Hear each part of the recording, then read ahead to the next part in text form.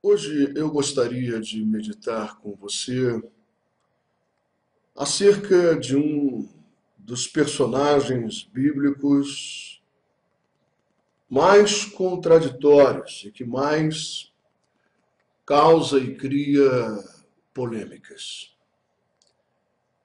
Talvez você nunca tenha ouvido na sua vida um pastor evangélico defender a Virgem Maria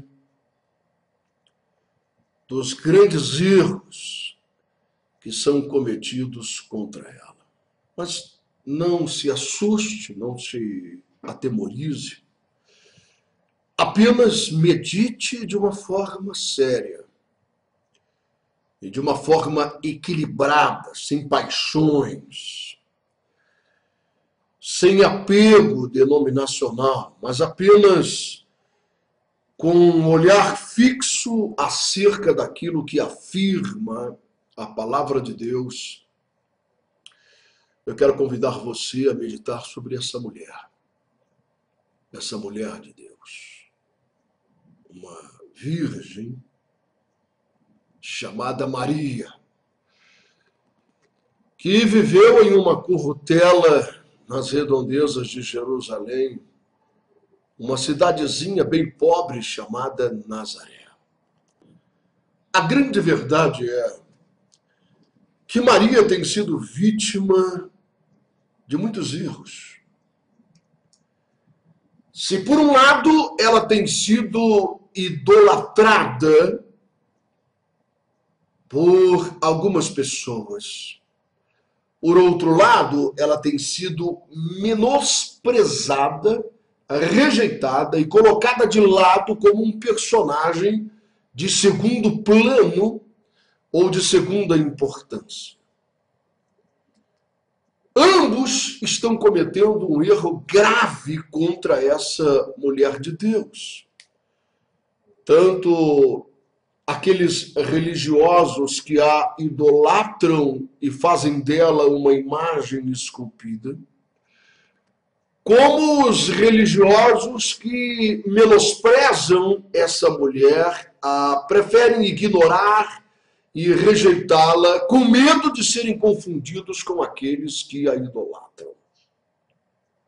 Mas há uma profecia, e essa profecia veio de Deus em relação a essa mulher.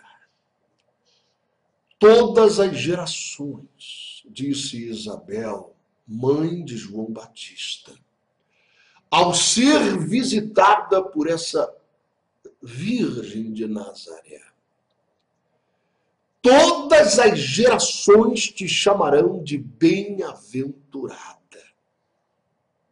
E de fato, você analise comigo a importância desse fato.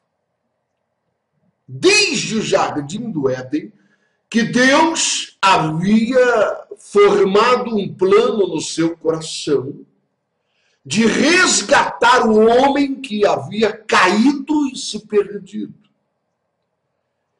E ele, naquele momento, ele profetizou, ele falou do futuro e ele disse: do ventre de uma mulher nascerá aquele que vai te esmagar a cabeça.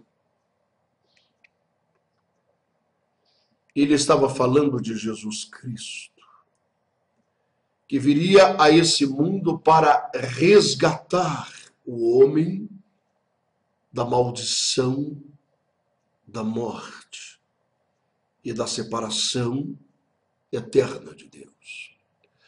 E ele disse que seu filho unigênito iria nascer do ventre de uma mulher, para que ele tivesse condições como homem e nascido sem pecado, sem o manto da maldição sobre ele, porque havia sido gerado pelo próprio Espírito Santo, mas como homem, porque nasceu do ventre de uma mulher, pudesse tomar sobre si aquela maldição que veio sobre toda a raça humana. E essa é uma grande estratégia Porém, pare para pensar comigo. Quem seria essa mulher que poderia gerar o próprio Filho de Deus? Quantos riscos estariam envolvendo este nascimento, esta geração desta criança, a criação desse menino? Deus sempre fez questão de deixar claro a sua repulsa pela idolatria. E a idolatria é tudo e qualquer coisa que seja posta no lugar de Deus.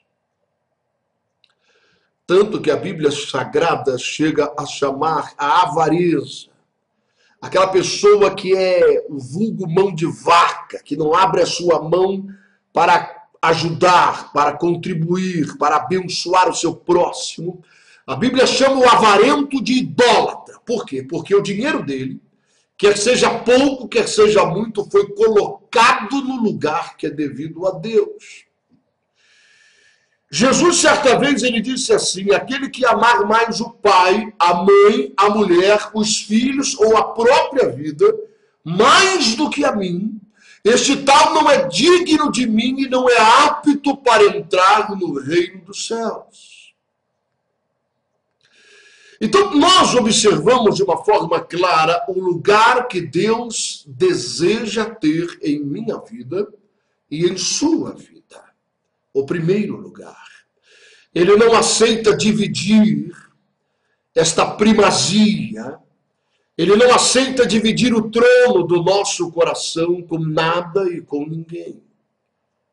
E aquilo que disputa a nossa atenção com esse lugar que é devido a Deus é chamado de idolatria.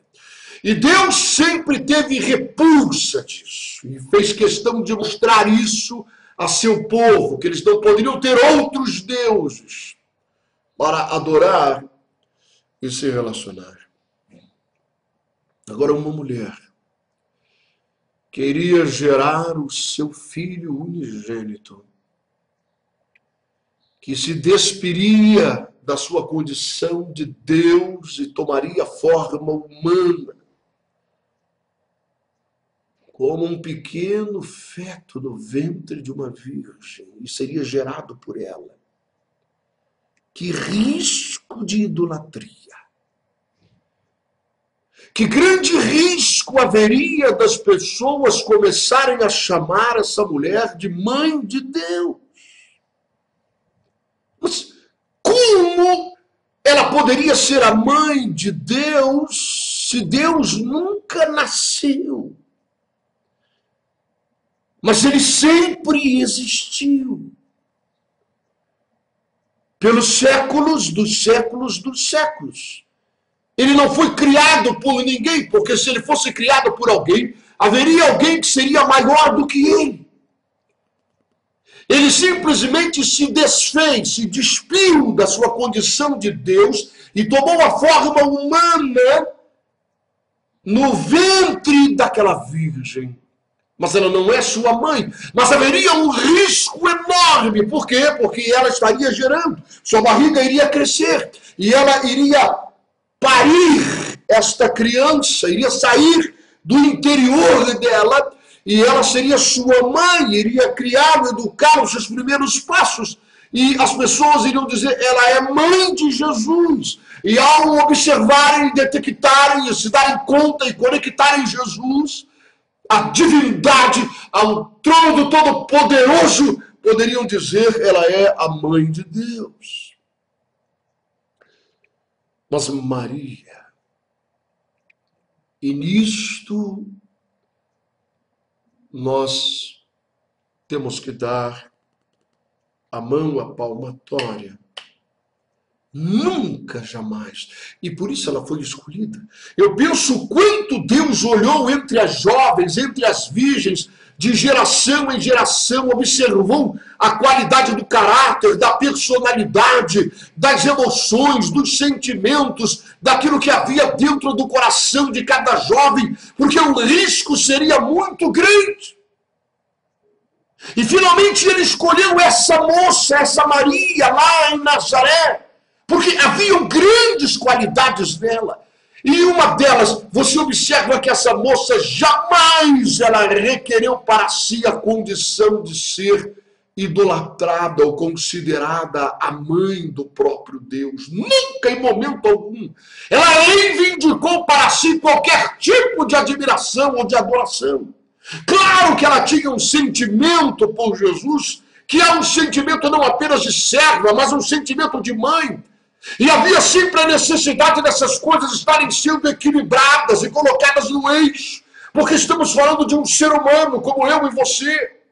Ela tinha suas fragilidades e os seus sentimentos como eu e você, mas ela jamais reivindicou para si qualquer tipo de adoração ou de qualquer tipo de benefício ou admiração por ter gerado em seu ventre o próprio Filho de Deus.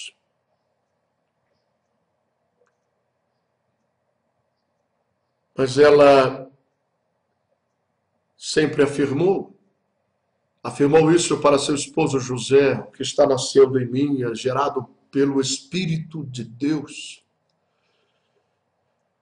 O anjo de Deus confirmou a José em um sonho daquele grande milagre, daquele grande propósito que Deus tinha no nascimento daquela criança. E que eles deveriam ter muito cuidado com isso, muita atenção com isso. Certa vez, Jesus foi com os seus discípulos a um casamento numa cidadezinha próxima em Caná, na Galileia.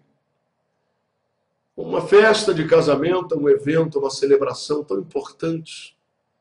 Principalmente naquela região do mundo e naquele período da história, onde as pessoas não tinham muito o que fazer, e um evento daquele era uma grande celebridade. Eram 7 dias de festa, de comemoração. Jesus estava lá. E havia acabado o vinho.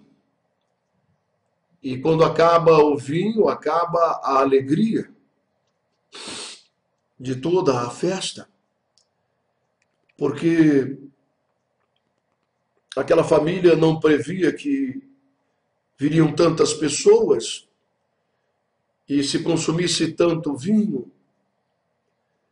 E a mãe de Jesus, Maria, a mulher que o gerou, que deu à luz e que o ensinou os primeiros passinhos, se aproxima dele. E diz: meu filho, o vinho acabou. Mas observe que ela não estava dizendo isso para Jesus com a intenção de que ele fosse com os discípulos na padaria, no açougue ou no supermercado de Caná para comprar um engradado de vinhos e ajudar aquela família para que a celebração não tivesse um fim vexatório. Mas ela sabia perfeitamente do potencial que havia nas mãos de Jesus, ela não tinha dúvida sobre isso. Que para ele tudo era possível, porque ela gerou em seu ventre o Filho de Deus. E Jesus, então, inicia o processo de equilibrar as coisas na mente desta mulher abençoada. E equilibrar as coisas no coração e na mente das pessoas ao redor que haviam como sua mãe. Ele disse: mulher, o que tenho eu contigo ainda não é chegada a minha hora. Mas eu quero enfatizar isso. Jesus não estava faltando com respeito à sua mãe. A mulher que o gerou e que o criou com carinho de mãe, que o amamentou com seu peito. Mas ele estava equilibrando as coisas. Mulher, eu sei a hora em que eu devo operar milagres. Eu não preciso que ninguém me oriente ou me diga o que eu devo fazer, mulher. Você me gerou. Em teu ventre eu fui formado, mas pelas mãos do Espírito Santo. Eu sei o que fazer e a hora que eu devo fazer. E então Jesus operou aquele primeiro grande sinal, aquele primeiro grande milagre em Caná da Galileia, transformando a água em vinho. E muitas coisas começaram a acontecer após aquele episódio e esse grande milagre, em que Maria, após ter ouvido isso de Jesus, viu em seus olhos que ele iria fazer com que aquela festividade continuasse, e disse aos garçons: façam tudo o que ele mandar, porque eu tenho certeza. Eu conheço ele, eu o criei, eu conheço o seu olhar. Ele vai fazer alguma coisa. Está certo que ele me mostrou que não sou eu que estou sobre o comando. Ele é quem sabe o momento certo de operar os milagres, mas eu vi no olhar dele, ele vai fazer. Preparem-se, vão até ele, façam tudo o que ele disser, porque ele vai fazer algo. Como eu disse antes, o risco era muito grande, não apenas no coração daquela mulher abençoada, de confundir as coisas, mas no coração de todo o povo, que poderiam passar a idolatrá-la e a confundir as coisas, não vê-la como uma serva submissa, que ofereceu o próprio ventre para um projeto e um plano grandioso de Deus. E algum tempo depois, Jesus estava pregando. A multidão estava ao seu redor. E aí uma mulher, no meio da multidão, gritou de entusiasmo. E ela disse: bem-aventurados são os peitos que te amamentaram, bem-aventurada mulher que te trouxe a luz neste mundo.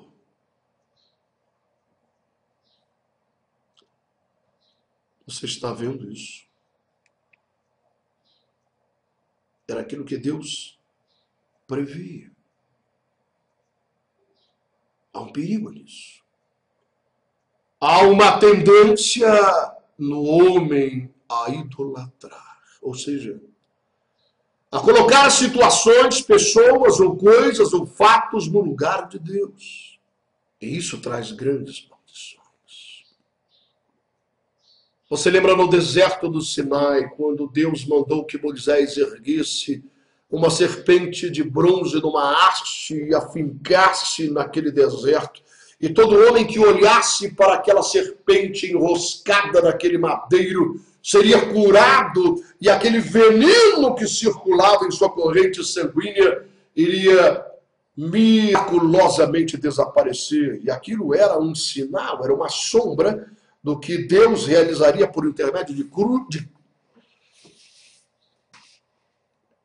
por intermédio de Cristo na cruz do Calvário. Mas se você continuar a ler o texto sagrado, você vai observar que aquela serpente de bronze enroscada numa haste, aquele povo, sabe o que eles fizeram? Eles guardaram ela. E começaram a chamá-la de Deus, o Deus de Sam.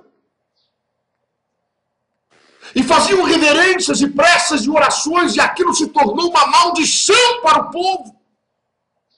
O que antes era uma bênção tornou-se uma maldição. Por quê? Porque as pessoas começaram a idolatrar, a não enxergar com clareza o significado daquilo que Deus estava fazendo, e começaram a prestar culto e a idolatrar a serpente. enroscada naquele madeiro, naquela haste. Eles não tiveram discernimento de perceber o significado daquilo. Maria iria correr o mesmo risco da falta de compreensão e de entendimento. Agora uma mulher grita no meio da multidão. E acaso ela não é bem-aventurada? Claro que é. Acaso não são bem-aventurados os peitos que amamentaram o Filho de Deus? Claro, claro que sim. Mas Jesus tira o foco de Maria agora. E direciona o foco a todo o povo. E ele diz, sim, ela é bem-aventurada. Mas mais bem-aventurados do que ela são as pessoas que ouvem a minha palavra e a cumprem. Você está ouvindo isso? Jesus foi quem disse isso. Mais bem-aventurados do que ela. Ele não está dizendo que ela não é bem-aventurada. Aquela mulher gritou no meio da multidão, bem-aventurados são os peitos que te amamentaram, a mulher que te deu a luz. Chamando a atenção para Maria. E ele traz isso de volta, ele traz o equilíbrio, e ele diz, sim, ela é bem-aventurada, mas mais bem-aventurados do que ela são vocês. É qualquer um que ouvir a minha palavra e der crédito ao que eu estou pregando, ao que eu estou ensinando. São aqueles que ouvirem a minha palavra e a cumprirem e derem lugar em suas vidas.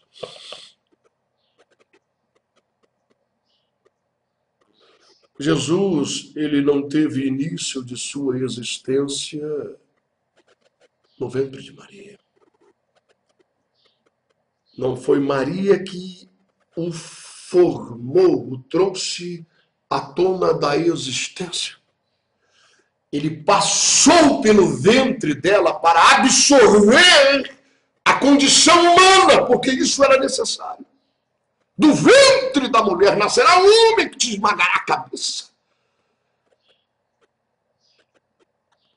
Quando ele estava pregando certa vez, e os fariseus estavam ali com aquele olhar recriminativo, Jesus disse a eles, antes que Abraão existisse, eu sou.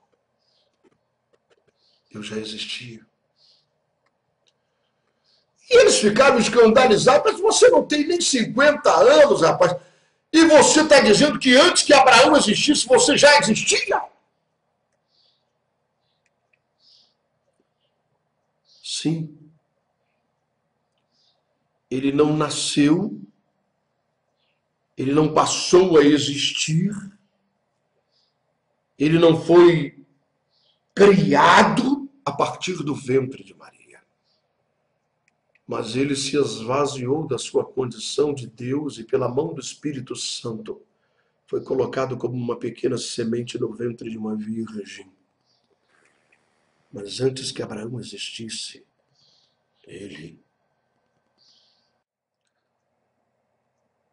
Antes que Abraão existisse, eu sou. Eu vivo antes da existência dele, pelos séculos dos séculos dos séculos. Nós notamos claramente o desejo do Senhor em trazer equilíbrio. A forma como as pessoas o encaravam, ou encaram agora. Quem de fato ele é. Quando finalmente ele estava pendurado naquela cruz, cumprindo aquela palavra profética, aquela profecia, aquela revelação de Deus a Adão, a Eva e ao próprio diabo, que do ventre da mulher nasceria aquele que esmagaria a cabeça da serpente. A serpente lhe mordeu o calcanhar, mas seria esmagada na sua cabeça, iria perder completamente sua autoridade.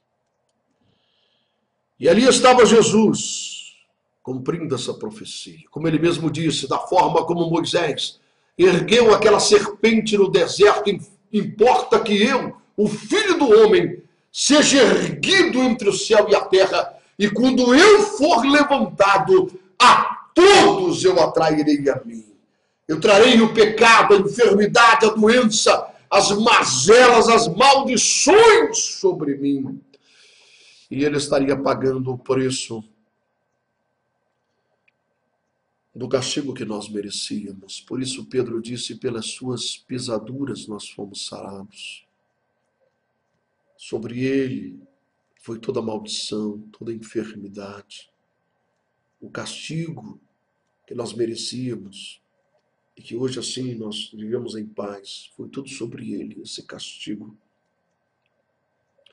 Ele pagou o preço pela nossa redenção. E quando ele estava lá naquela cruz, nada mais compreensível e natural, vemos essa mulher que o gerou, que o amamentou, que o ensinou os primeiros passos, que ouviu suas primeiras palavras, mas que foi guardando no coração todas as profecias, as palavras de Deus para ela. Mas naquele momento de comoção, de pranto, de dor, de agonia, de ver Jesus pendurado naquele madeiro, morrendo, ensanguentado, ela começa a extravasar o sentimento de mãe, e mais uma vez Jesus traz isso ao equilíbrio, e olha para ela e diz, mulher, olha João aí ao seu lado, transfere a ele todo esse seu sentimento de mãe, que eu sei que é natural. Compreenda que eu vim para isso, para morrer por todos vocês, inclusive por Maria. Se Jesus não morresse naquela cruz, ela também não se salvaria, iria para o inferno. Como todos nós.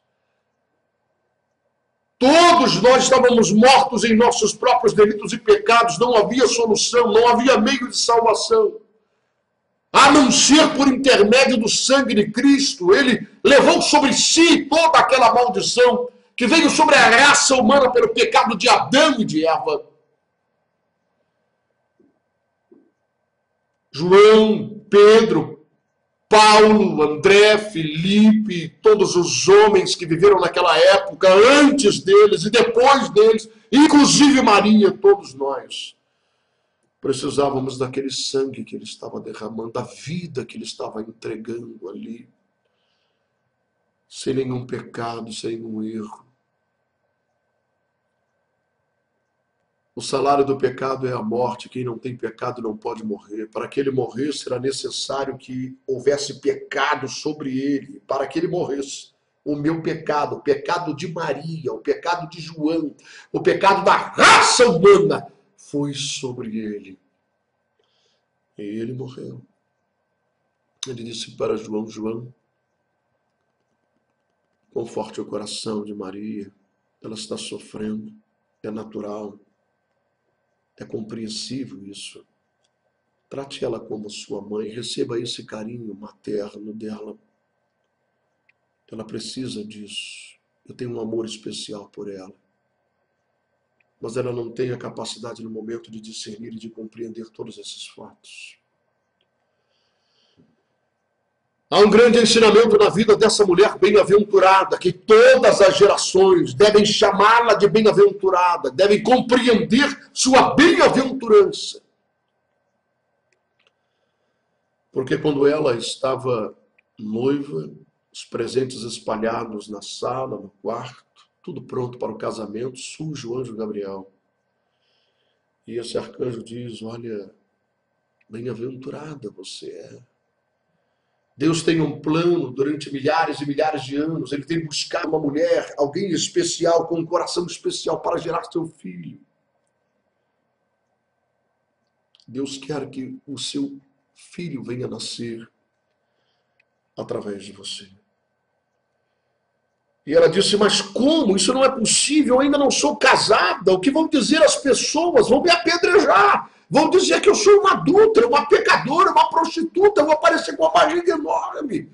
E eu ainda não sou casada, meu casamento vai ser destruído, meus pais vão me rejeitar. O que vai acontecer comigo? Sabe, pensando nas consequências do que poderia vir sobre a vida dela, ela poderia ter dito, olha, ô Gabriel. Eu compreendo. Agora, tem outra virgem aqui na esquina, na casa aqui, perto aqui. Está muito complicado. Isso para mim, eu estou noiva já. Não faz comigo, não. Procura outra. Tem uma outra virgem ali embaixo, ali, ó. Gera nela, o Filho de Deus. Mas longe disso, ela diz: eis aqui a serva do Senhor. Que se cumpra em mim a vontade de Deus. Que maravilha, não é? Que força. Que palavra forte dessa jovem, uma adolescente, vivendo no interior, mas uma serva verdadeira, que disse ao anjo que ela estava pronta a sofrer toda e qualquer consequência, viesse o que viesse, acontecesse o que acontecesse, ela estava pronta para que a vida dela glorificasse ao Senhor e o propósito de Deus se cumprisse. Sabe, Deus hoje continua a ter a mesma vontade, o mesmo desejo. E esse desejo e essa vontade é de que o seu filho seja gerado dentro de nós, de cada um de nós. O seu caráter, a sua personalidade venha a ser gerado dentro de nós. E que nós venhamos crescer e crescer e crescer a cada dia, até que venhamos alcançar a estatura do varão perfeito que é Cristo. Que nós venhamos ter, como disse Paulo, a mente de Cristo. Que nós possamos, como disse Paulo, viver, mas não nós mesmos. Mas Cristo viva a sua vida em nós. Sabe, isso tem consequências. Isso traz consequências graves e drásticas na vida das pessoas que têm tudo certinho, tudo já estabelecido, o casamento está marcado, os presentes estão no sofá, eu já tenho todos os meus planos de vida, o curso que eu vou fazer, eu vou criar meus netos, criar meus filhos, eu tenho... Senhor, eu quero ir, eu vou na igreja, eu quero milagre, quero bênção, quero cura, quero prosperidade. Esse negócio de gerar Cristo em mim, de não viver mais eu, mas Cristo viver a sua vida em mim, isso é complexo, isso traz muita renúncia, isso traz muita consequência, meus amigos não vão entender, minha família não vai entender, procura a virgem ali do lado. E eu continuo frequentando a sinagoga para receber bênçãos e milagres, prosperidade e cura. Eis aqui a serva do Senhor, cumpra-se em mim a vontade do Pai.